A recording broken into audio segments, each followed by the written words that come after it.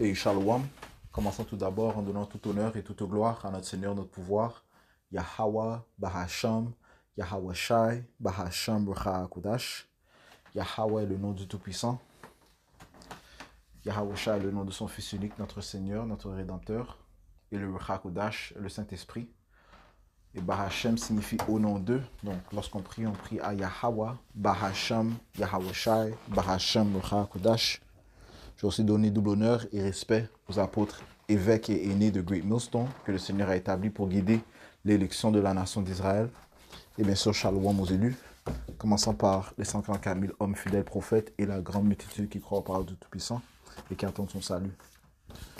Et cette leçon va toucher sur l'importance de l'obéissance. Ok, l'importance de l'obéissance. Donc, on va toucher sur un passage de la Bible qui prouve que l'obéissance a l'ultime importance. Ok. On va commencer directement dans le livre de 1 Samuel, chapitre 15,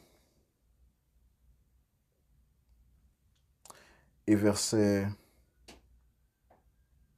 22. Et Samuel dit, le Seigneur prend-il plaisir aux offrandes consumées et aux sacrifices, comme à ceux qu'on obéisse à la voix du Seigneur? Voici, obéir est meilleur que sacrifice, et être attentif est meilleur que la graisse des béliers. Donc le Seigneur prend plus d'égard à un homme obéissant, à l'obéissance, que même faire des sacrifices. Ok? Obéir aux instructions que notre pouvoir, Yahweh Hashem Yahushai, nous donne est l'ultime importance. Ok? Verset 23. Car la rébellion est comme le péché de divination, et l'obstination est comme l'iniquité et l'idolâtrie. Ok? Et ceux-ci sont des péchés. Ok? Dignes de mort. Ok? Lorsqu'on fait la divination, l'idolâtrie. Ok? Eh bien, lorsque tu te rebelles, ok, c'est semblable à ce que tu fais la sorcellerie. Ok? Parce que c'est de l'orgueil. Ok? Et l'orgueil, c'est lorsque tu te détournes de ton pouvoir. Ok? Quand tu te détournes de ton pouvoir, tu penses qu'une autre manière est meilleure que la manière du Tout-Puissant. Ce qui est faux. Ok? Parce qu'il n'y a aucune manière qui est meilleure que la manière du Tout-Puissant. Comme les Écritures te disent, il n'y a aucun conseil contre le Seigneur. Ok? Une autre manière, c'est la manière satanique. Parce que le mot Satan signifie adverse. Donc tu choisis une autre manière, et bien ça te fait de toi un sataniste. Ok? Tu choisis le chemin de l'orgueil, et bien tu deviens adverse au Tout-Puissant. Tu deviens un rebelle, ce qui fait de toi un divin. Ok? C'est comme le péché de l'idolâtrie, de la divination. Proverbe 21, verset 30, il n'y a ni sagesse, ni compréhension, ni conseil face au Seigneur Yahweh. Il n'y a aucune sagesse humaine, ni compréhension humaine, ni conseil humain qui surpasse la puissance ou les instructions du Seigneur Yahweh Hashem Yahweh Shai. Et toutes ces autres manières, eh bien, mènent à la mort. Ok? C'est pour ça qu'éventuellement Saul, eh bien, ayant désobéi aux instructions qu'il a reçues du prophète Samuel, les instructions qui venaient bien sûr d'en haut, de Yahweh, Bashim Yahushai, eh bien, ça lui a causé à perdre sa souveraineté, ok? Perdre son trône. 1 Samuel 15, verset 23, je relis. Car la rébellion est comme le péché de divination et l'obstination est comme l'iniquité et l'idolâtrie. Parce que tu as rejeté la parole du Seigneur, Yahweh, il t'a aussi rejeté en tant que roi. Ok? Donc tous ceux qui désobéissent, eh bien, il y a des conséquences avec cela. Ok? Ok? Donc c'est un passage spécifique sur lequel je voulais toucher. Ok? Puisque, et on revient du camp. Ok? On avait parlé de l'heure de la provocation. Ok? Que la nation d'Israël, notre peuple, a fait envers le Seigneur. Ce qui a causé que il y a juste ceux qui ont été délivrés de la captivité d'Égypte. Il y avait juste les jeunes ainsi que Caleb et Joshua qui ont pu être héritiers du royaume. Ok? Les autres ayant provoqué Yahweh Shai sont morts, ok? Tournant ou marchant pendant 40 ans dans le désert. Ok, donc on va toucher sur cela. Tout d'abord, allons dans le livre d'Hébreux 3 et verset... je commence au verset 14. Car nous sommes faits participants de Yahushua Mashiach si nous tenons le commencement de notre confiance fermement jusqu'à la fin. Ok, donc c'est ce que le Seigneur recherche. Ok, la foi. Ok, maintenir notre confiance. Ok, ok, donc marcher avec foi. Ok, et nous allons être participants avec Yahushua. Ok, donc co-héritier du royaume. Ok, verset 15. Pendant qu'il est dit aujourd'hui, si vous entendez sa voix, ok, la voix du Seigneur, qui elle est transmise en fait par ses prophètes. Le Seigneur a toujours utilisé des prophètes pour déclarer ses intentions. Ok, dans le temps d'Égypte, donc de la délivrance d'Égypte, le Seigneur avait utilisé Moïse, Aaron. Ok, par la suite c'était Joshua. Ok, Joshua était le juge. You know. Caleb aussi. Ok, well, Caleb était celui qui avait un des anciens qui avait hérité de la terre. Ok. C'était réellement Joshua que le Seigneur avait établi comme juge en Israël. Euh, euh, et, et dans l'âge où nous sommes, les prophètes sont de retour. Ok. Ah ouais, les prophètes sont de retour. Ok. Ils déclarent la parole du Tout-Puissant. Et c'est eux que nous devons euh, écouter. Ouais, parce que Joshua et Caleb, comme on va lire, eh bien, ils ont fait preuve de foi. Ils ont exhorté le peuple. Ils leur ont dit que nous pouvons hériter de cette terre. Ok. Ceux qui y habitent, ok, nous pouvons dominer sur eux grâce à notre puissance et à Hashim Yahushua. Il est important de mentionner Joshua et Caleb, ok, à cause de la foi dont ils ont fait preuve, ok. Mais ça dit ici, pendant qu'il est, verset 15, pendant qu'il est dit, aujourd'hui, si vous entendez sa voix, n'endurcissez pas vos cœurs, comme lors de la provocation, ok. Donc on est supposé entendre la voix de Yahweh Shemiyahu qui est déclarée par ses prophètes, ok. Car quelques-uns, lorsqu'ils ont entendu, provoquèrent. Ok. Quoi qu'il en soit, par tous ceux qui sortirent. Quoi qu'il en soit, pas tous ceux qui sortirent d'Égypte par Moïse. Ok. Ouais, parce qu'il y avait ceux qui étaient héritiers. Ok. Comme mentionné, Joshua, Caleb. Et les jeunes. Ok, on va lire sur ça. Verset 17. Mais avec lesquels fut-il peiné pendant 40 ans? N'était-ce pas ceux qui avaient péché, dont les corps tombèrent dans le désert? Et c'est quel péché qu'ils avaient fait? Le doute, le manque de foi. Ok? Ok? La rébellion. Ok? Ils se sont rebellés contre le Seigneur. Et auquel il jura qu'ils n'entreraient pas dans son repos, sinon à ceux qui ne crurent pas. Ainsi, nous voyons qu'ils ne purent y entrer à cause de leur incrédulité, à cause de leur manque de foi. Ok? Alright? Et avoir un manque de foi, c'est une forme de rébellion, man. Ok? C'est douter de la puissance du Tout-Puissant. C'est c'est penser qu'il a des limites, man. Et le Seigneur n'aime pas ça, man. Ok? Ce que le Seigneur recherche, c'est la foi. Ok? Ok? L'obéissance. Ok?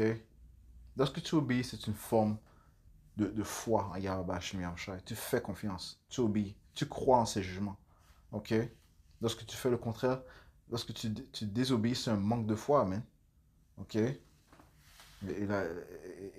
la désobéissance et la rébellion, man. C'est de la rébellion. Ok?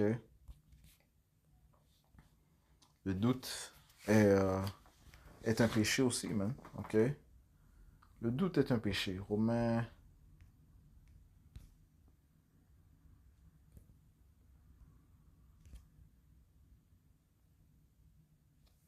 14 verset 23. Et celui qui doute est damné s'il mange. Ouais, si tu doutes, eh bien, t'es damné. Ok? Parce qu'il ne mange pas avec foi. Car quoi que ce soit qui n'est pas de la foi est péché. Ok? Alright? On peut appliquer ça à pas croire à la parole du Tout-Puissant. Tu doutes la parole du Tout-Puissant, donc qui elle aussi est une forme de nourriture, you know. ok, qui est la nourriture, en fait, la vraie nourriture, ok, you know, si tu la consommes pas avec la foi, man, ok, eh bien, c'est un péché. Car quoi que ce soit qui n'est pas de la foi est péché, ok. De même, si tu reçois les instructions et tu doutes les instructions, ok, c'est un péché. Tu veux faire les choses à ta propre manière, c'est un péché, c'est la désobéissance. Il y a des conséquences qui vont tomber sur ça. Ok? Donc ça, c'est quelque chose à appliquer. Ok? Commençons par ma propre tête. Ok?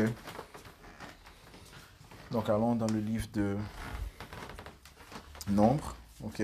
On va sauter un peu. Ok? On va porter les euh, sur certains points dans lesquels je vais toucher. Ok? Nombre chapitre 13 et verset 1. Et le Seigneur Yahweh Ba'ashmi parla à Moïse disant, envoie des hommes pour qu'ils examinent la terre de Canaan, que je donne aux enfants d'Israël.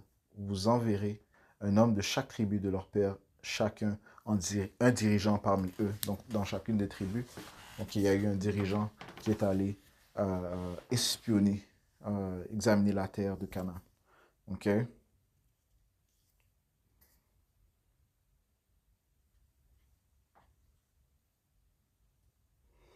Verset 17. Et Moïse les envoya pour épier la terre de Canaan, et il leur dit, montez par ce chemin vers le sud, et vous monterez sur la montagne.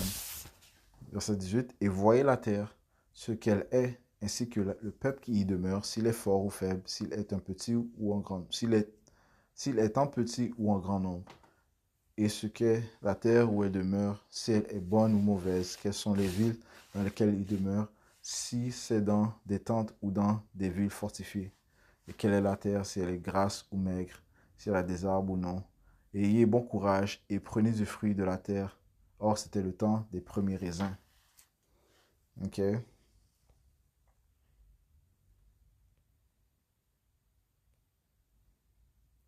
Et je saute au verset 25. Et ils revinrent de la connaissance de la terre au bout de 40 jours. Ok?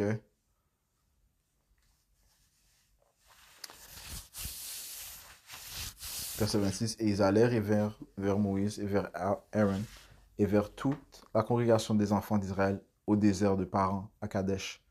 Et leur rendirent compte, ainsi qu'à toute la congrégation, ils leur montrèrent le fruit de la terre. Ok? Parce qu'ils avaient rapporté aussi des biens de la terre. Ok? Ça dit ici, désolé. Et verset 27.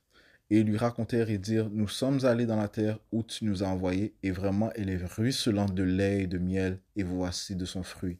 Donc elle était remplie de ressources. Ok, c'était une bonne terre. Ok, la terre d'Israël. Ok, qui est la terre choisie de notre Père Yahweh Hashem Yahushua et qui nous a été donnée. Ok, c'est notre héritage. Verset 28. Néanmoins, le peuple qui demeure dans cette terre est fort, et les villes sont fortifiées et très grandes. Et de plus, nous y avons vu les enfants d'Anak. Les Amalékites demeurent dans la terre au sud, et les Hittites, et les Jébusites, et les Amorites demeurent dans les montagnes, et les Canaanites demeurent près de la mer et le long du Jourdain. Donc 40 jours, les Israélites ont eu le temps d'examiner la terre, voir qui y résidait, et voir les fruits et les ressources que produit cette terre, okay, qu'elle était réellement bonne. Okay. Verset 30. Et Caleb fit taire le peuple devant Moïse et dit, montons tout de suite et possédons-la. Okay. So on voit l'esprit que possède, l'esprit de fidélité, de foi, de courage que possède Caleb. Okay. Et Caleb fit taire le peuple devant Moïse et dit, montons tout de suite et possédons-la, car nous sommes bien capables de les vaincre. Ok?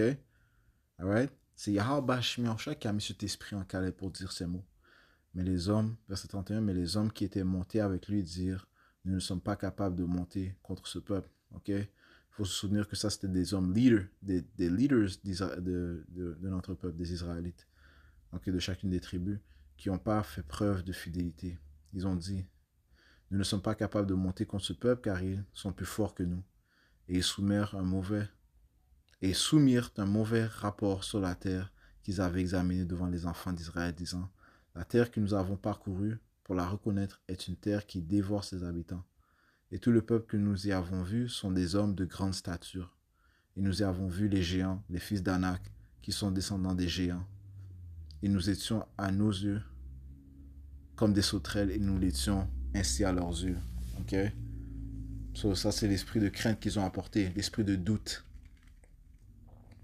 Ok? Concernant la possession de la terre qui nous a été promise. OK? Alright? Et ça, c'est juste après que le Seigneur nous a délivrés, qui nous a nourris, qui nous a délivrés d'Égypte, de la captivité d'Égypte. OK? Et qui nous a nourris dans le désert, man. OK? De sa main forte, OK? Par miracle. OK? Nombre 14.